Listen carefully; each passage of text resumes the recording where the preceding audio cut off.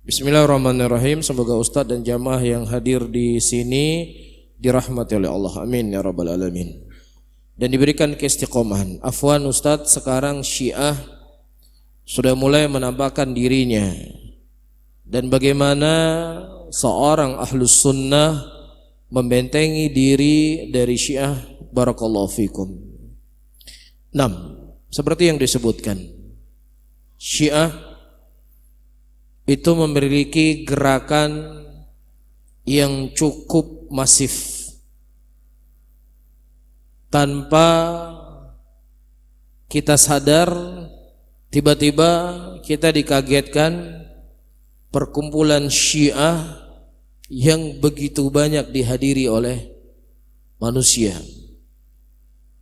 Iya, perlu untuk mengetahui, kalau kita berbicara demokrasi atau keributan-keributan, apa yang terjadi di negeri kita yang sering kita melewatinya, kita tidak melihat tokoh-tokoh Syiah banyak berkomentar.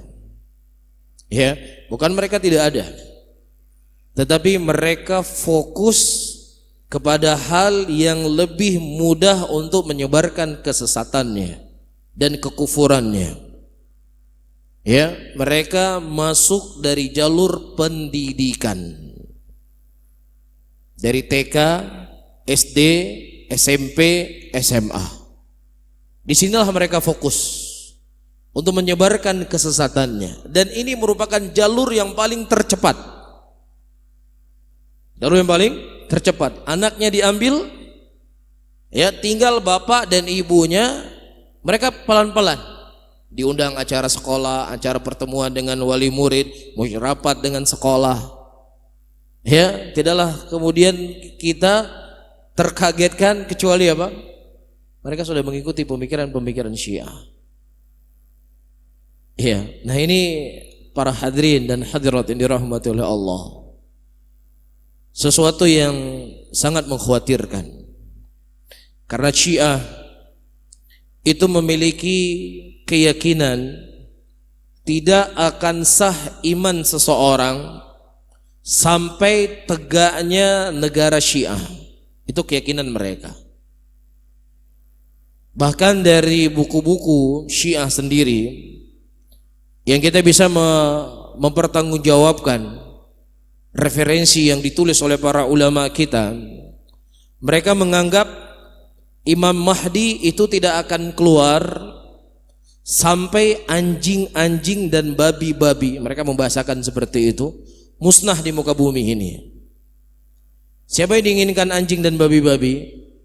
Diinginkan oleh mereka adalah orang-orang Sunni yang tidak sepakat dengan pemikiran Syiah, kafirnya Abu Bakar, kafirnya Umar, kafirnya Uthman, dan kafir hampir seluruh sahabat Nabi sallallahu alaihi wasallam.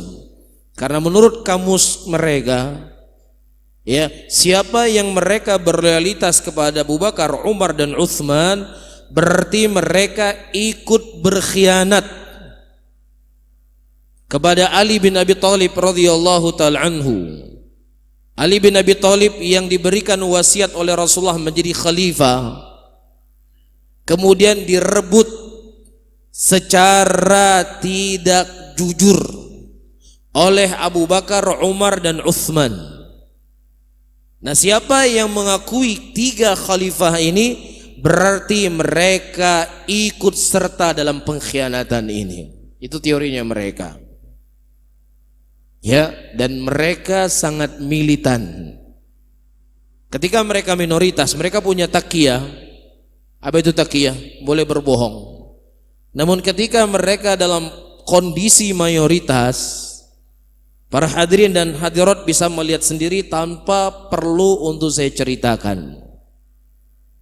Dan banyak mahasiswa-mahasiswa yang mereka mendapatkan biaya siswa gratis belajar di KUM. Banyak sekali, dan sebagian mereka sudah pulang ke negeri kita. Makanya apa yang telah saya sampaikan pada pertemuan yang lalu, sebesar apapun kekuatan orang-orang yang ingin menghancurkan Islam, mereka tidak akan mampu untuk menghancurkan Islam. Karena Allah Subhanahu wa taala telah menjamin, inna nahnu nazzalna dzikra wa inna lahu lahafizun. Sesungguhnya kami yang menurunkan agama ini dan kami pula yang menjaganya. Dan juga Allah telah berkata dalam ayatnya, yuriduna liyutfi'u nurallahi biafwahihim wallahu mutimmu nurihi walau karihal kafirun. Mereka ingin memadamkan cahaya Allah, mereka ingin mematikan Islam, tetapi justru Allah Subhanahu wa taala lah yang akan menyempurnakan dari cahaya Islam tersebut. Ini menunjukkan mereka tidak mampu, tidak akan mampu meredupkan cahaya Allah Subhanahu wa taala di muka bumi ini. Sebesar apapun kekuatan mereka, sehebat apapun taktik totnya mereka, sebanyak apapun dana yang mereka punya. Namun apa? Yang kita khawatirkan, yang kita khawatirkan adalah diri kita masing-masing. Karena diri kita masing-masing tidak ada satupun jaminan dari ayat Al-Quran dan hadis Rasulullah, siapa yang ikut pengajian di malam Ahad atau di malam Selasa atau di hari yang lainnya di Masjid Oman itu dapat jaminan masuk surga. Nggak ada jaminan. Tidak ada satupun kita dijamin hal yang seperti ini. Mafhum ya? Namun ketika tidak ada jaminan, maka inilah yang perlu untuk kita khawatirkan, berusaha membentengi diri kita dengan ilmu, membentengi diri kita dengan akidah as-sahihah. Ini yang bisa menyelamatkan kita. Sesuatu perkara yang sudah jelas keharamannya, apa itu? Hubungan tanpa adanya akad dalam pernikahan. Jelas itu hukumnya zina, haram hukumnya. Ini diketahui oleh orang yang paling jahil sekalipun. Ini diketahui oleh orang yang paling minim di dalam ilmu agamanya. Dia ngerti yang namanya hubungan badan tanpa ada ikatan pernikahan namanya zina. Pelacur yang sedang melacurkan dirinya, yang dia menjajakan auratnya, dia mengambil upah, dia tahu kalau itu haram. Tapi subhanallah, dikarenakan syubhat, ya, dia mendengar sesuatu yang haram tadi, dia dengar, akhirnya itu menjadi sebuah keyakinan. Ya, sesuatu yang luar biasa anehnya. Keluar dari kampus yang disebut sebagai kampus Islam, buku yang mengatakan apa? Dalam Islam tidak melarang hubungan badan di luar ada akad nikah. Luar biasa. Kalau ini keluarnya dari orang-orang kafir, wajar. Kalau orang kafir memang benci kepada Islam. Ini buku keluar di universitas yang diharapkan mereka keluar dari universitas tersebut bisa membela Islam, bisa menyebarkan kebaikan di tengah-tengah muslimin. Tetapi justru apa? Di kampus-kampus itulah keluar hal-hal yang aneh. Iya, antum hari ini bisa benci dengan yang namanya Syiah. Bisa benci Syiah begini dan begini dan begini. Iya, di tangan kita tuh ada HP. Setiap saat kita memegang HP kita. Dan setiap saat masuk informasi-informasi yang tidak ada niat untuk kita mendengar, tetapi terkadang ada ketertarikan. Apa sebenarnya ya? Coba saya dengar. Ternyata mereka juga punya dalil. Ternyata mereka juga punya hujjah. Ternyata mereka juga punya argumentasi. Sehingga saya harus bersikap adil, bersikap bijak. Jangan hanya mengambil ilmu dari satu sisi saja, harus melihat dari sisi-sisi yang lainnya. Jadi hati-hati. Jadi bagaimana cara kita membentengi diri kita? Semangat belajar menuntut ilmu.